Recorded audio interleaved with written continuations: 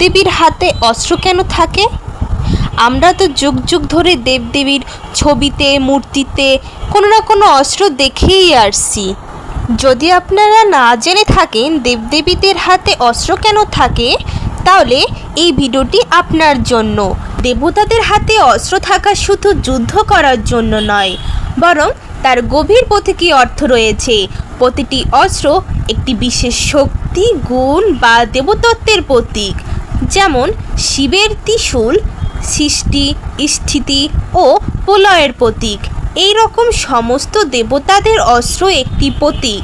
অস্ত্রগুলো যেমন ঐশ্বরিক শক্তি প্রকাশ, যা দিয়ে তারা অসুর দমন ও ভক্তদের রক্ষা করেন।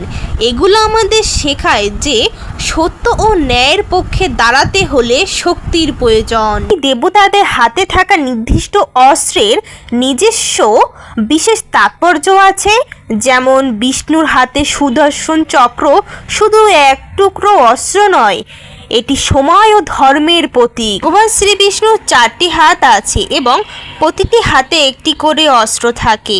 সুদর্শন চক্র সময় এবং ধর্মের প্রতীক, যা অন্যায় ধ্বংস করে। শঙ্খ শান্তি, শুভ সূচনা এবং ভক্তির প্রতীক। গদা শক্তি এবং দৃঢ়তার প্রতীক। পদ্ম পবিত্রতা এবং জ্ঞানের প্রতীক।